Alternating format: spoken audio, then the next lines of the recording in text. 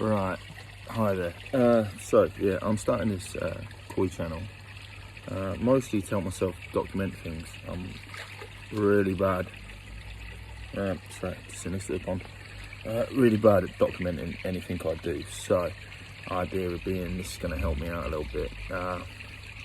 Encourage me to document more things and little changes that I do to the filter systems and different fish and where I get them from, different sizes.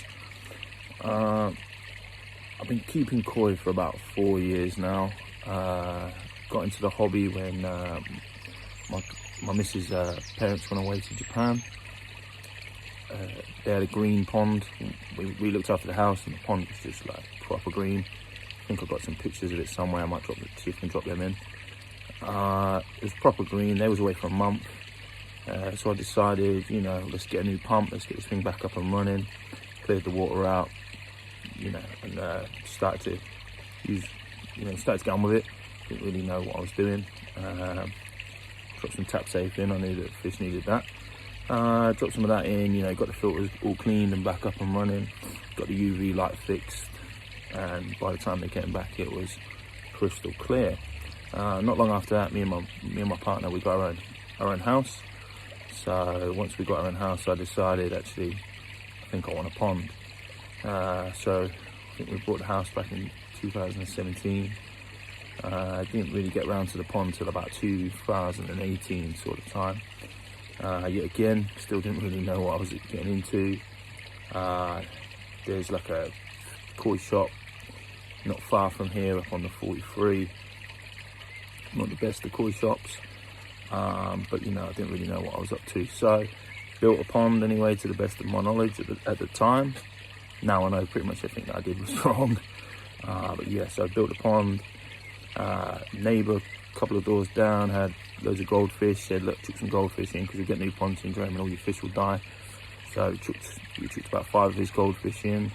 They was in there for about 2 months. Not one of them died. And then we went out and brought 4 koi, I think it was, from this koi place up the road. Yet again, didn't really know what I was doing, didn't know what I was buying, didn't really know anything, just knew that I wanted to keep koi. Didn't really want the goldfish, but I took the advice that was given to me at the time. None of the koi died, none of the goldfish died. Now we're 4 years on. I think one of the original koi did pass away. Didn't really know what was wrong with it, but it did. The goldfish I've moved on because they were just a bit too scatty for my pond. And now we've got multiple koi. Rescued a couple from my dad's pond when he eventually decided to shut that down once it went green again. So there is a couple of ghost koi in my pond which were his. He did have a cheeky little shabumpkin as well that did I did have lily pads, and it used to like to jump on top of the lily pads, but I came out one day and it had gone. Obviously got a little bit too cheeky and a cat or a heron got it. But yeah, other than that, this is really just helped me document, and just to learn really. I've still got a lot to learn. I've only been looking after fish for 4 years. Still got a lot to learn over the last sort of 12 months. Yeah, about that, I would say I've really got into it, like a little bit too much. My fish, the type of fish that I'm now looking at and the type of fish that I want to buy has changed. I'm not just going to the shop and going, that's a fish, I'll buy that one. I'm now actually, picking particular types and coming up, particular ones that I want for my pond. When I first got my pond, I didn't really care what fish I had. I just, picked them as you do. To walk in, I love that one. But recently, I've got really into my colourful fish. I want to be able to see them. And yeah, this is really just to, help you guys help me. Hopefully someone might learn something from my stupid mistakes if they're thinking about starting out. One of my fish keeps jumping out, so we'll be looking into that soon.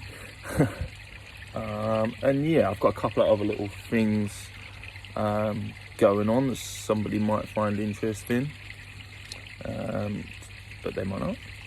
Haven't got a ton of money, so it's not a big fancy pond.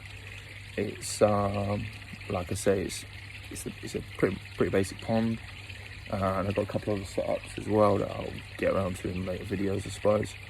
And yeah, just sort of trial and error really.